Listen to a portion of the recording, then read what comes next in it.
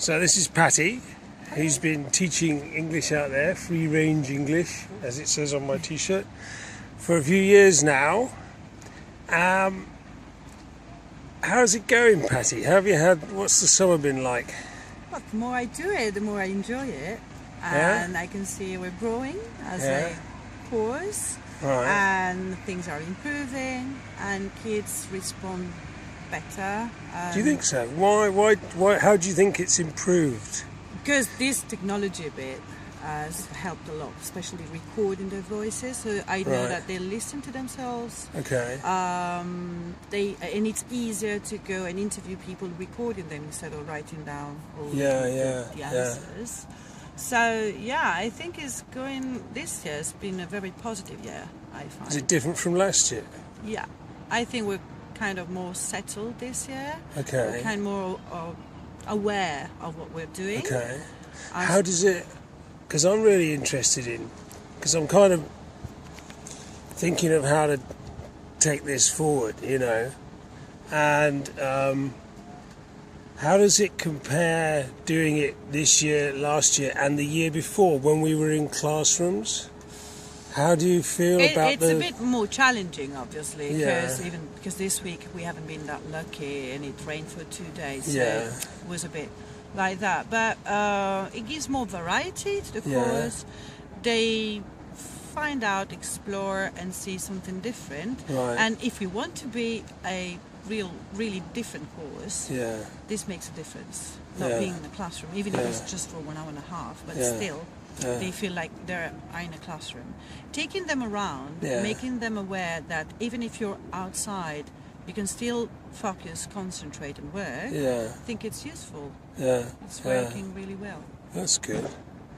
What do you think we could do going forward in the future to improve it or change it or make it more popular or more people know about it, Oh yeah, no, that's a good question, and I was wondering the same actually. I've been thinking. No, because I would like to work with mixed classes, mixed nationalities. I know it's kind of because it gives a bit, more challenge. Otherwise, they speak French to each other and stuff like that. So it would be nice to have more promoters in different countries, for example. Because I think they find that when they speak to native speakers, they're kind of proud of themselves and they gain more self-confidence. They get a kind of little bit of excitement, don't they? At the end of the lesson. Yeah, definitely. You can always feel there's a bit more energy. They're kind of energized, aren't they? Yeah. And that's, the secret and the basics of everything, I think, of these lessons. So I would do that. I would change some materials, making them a bit more appealing, more up-to-date. In what way? Yeah, like something like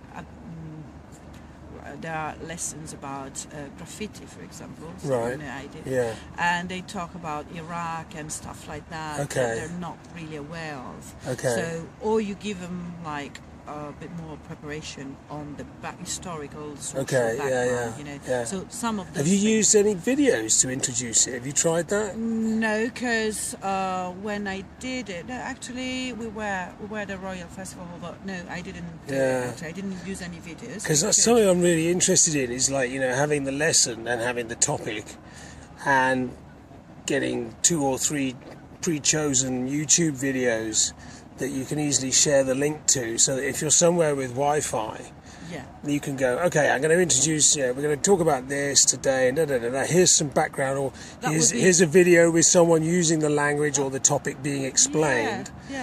And then everyone can just go on the free Wi-Fi, get round 2 or 3 round a phone, watch the video, and then you're into the lesson. So you kind of incorporate video through the devices. That would be like the next step. After the recordings, also the video. And it would be a great idea, I think. But so far so good. I'd say this year was really, I've already said it. But okay, let me repeat. But this year was better than last year because you were more used to doing it without the classrooms. First. Second, because more students had their smartphones. Because last year, and that's interesting. So they're more tooled up this year. Right. Let's say that almost the majority of them The majority, okay. Have a smartphone, so it's easy. Right. Plus, I found that this time we had more enthusiasts. They were a bit more aware of what they would have done inside and outside. That's because I changed the text in the brochure with the agent, and that helped, and said, this is what you're going to do, this is how, so they're all kind of switched in a bit more. Kind of, yeah, not all of them. Sometimes I'm surprised because they don't know what to do, and sometimes they get scared, but not that much last year. Nobody knew. They came over here without knowing precisely. That's challenging then, because then you go, hey, guess what you're going to do? I want to go back. Oh, that's good, okay. But now that they know, they're coming over and they're kind of already, most of them are there. They know what's expected of them and they're up for it. Yeah. That's good. You know what? And I don't know if it's a good idea, I would add like an extra half an hour. Yeah. Because sometimes they want to spend more time outside talking to people, and sometimes... Extend the lesson? Yeah. Like really? the output. Okay. Because if you shrink too much the lesson, they won't have enough vocabulary to do the second part. So I would do that. I don't know, maybe it's just a random idea.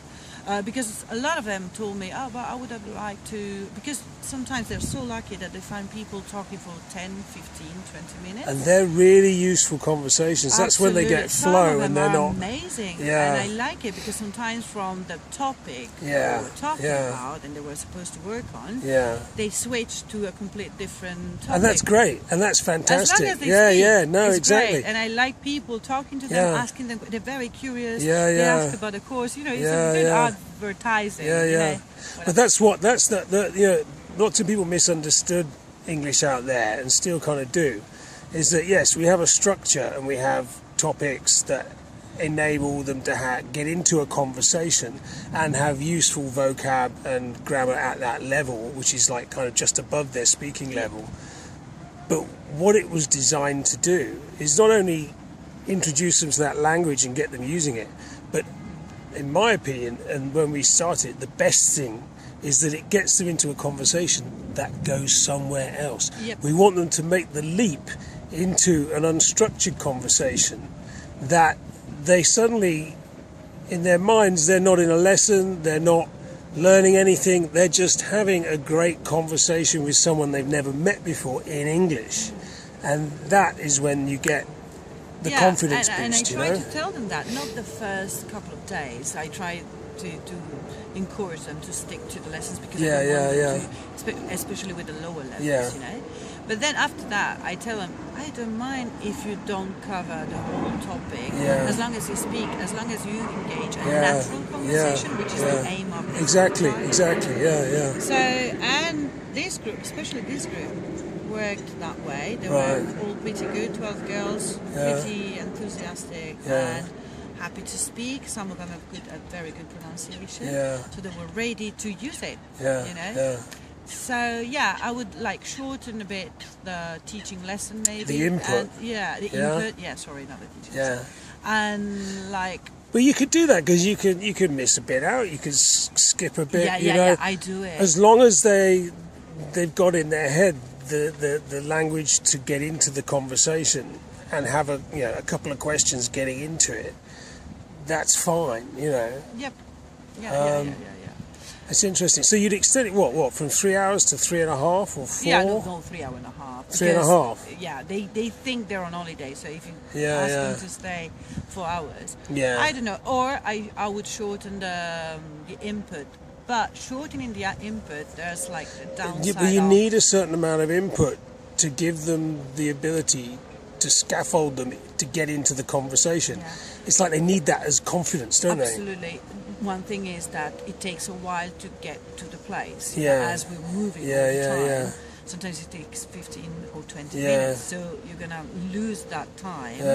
And that's why I'm saying we should make it a bit longer. But this is my opinion. I've got lots of ideas that I'm thinking about. But I'm going to have a chat with Steve after this, and you as well. Because I think there's some really exciting things we could do, and I've started planning them in my head already for next spring. because it could be exciting, I think. Oh, I'm happy for it. I'm Yeah? very happy about it. Yeah. I had Is it another better than job. teaching in a classroom? Absolutely. Now I have to go back to the classroom. I Is don't it look is it forward. like really? It's like, I mean, I feel this kind of program more successful in terms of results Yeah. that you get. So yeah, I really like it, and I like going around. I'm not an Yeah. indoors person, so Yeah. you know.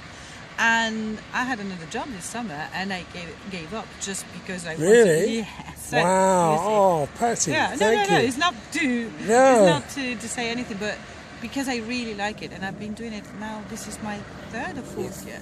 Third year, yeah. Yeah. And the more I do it, it's quite challenging. You know, Yeah. that I'm technophobic and I'm very bad at all that kind of stuff. Yeah. Once I get started and I understand and learn what to do, I love it. So, would you recommend Yeah. to other teachers to do this? Yeah. Okay. Yeah. Okay. And what kind of students do you think it suits? Do you think it or? Yeah, we should. Another thing, we should have different ranges, like different ages and Yeah. different nationalities. Right. Because I think it would help also the adults to improve their speaking. You know, sometimes I see them when they come to have a normal class. Which ones? classroom, Like the adults. Oh, the They adults. want Yeah, to yeah, speak yeah. straight away. Oh yeah. And they feel a bit frustrated because they don't speak as much because Yeah. they have to follow the coursework and Yeah. everything. So I think I would offer that to university students, for example, Yeah. who need to improve their speaking, or to people who need English for the work. What about ESOL students? Yeah. There's lots of. Yeah. Isn't there? Aren't there And huge they need waiting to have lists for ESOL conversation- in London? Yeah, there are many. Most people now have to pay for ESOL, don't they? Yeah. What do they pay? How much?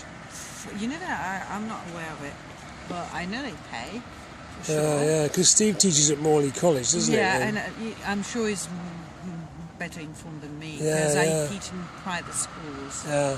And you know, like professionals who want to have a proper conversation on the phone, or to Yeah. have like, you know, proper conversation. Like a work conversation. Yeah. So this helps a lot. Yeah. Okay, they can make a few grammar mistakes, Yeah. and they're forgiven for that. Yeah. But this would improve their natural speaking skills, Yeah. and all that kind of stuff. So Yeah. it would be useful. Cool. Brilliant. Thanks, Patty.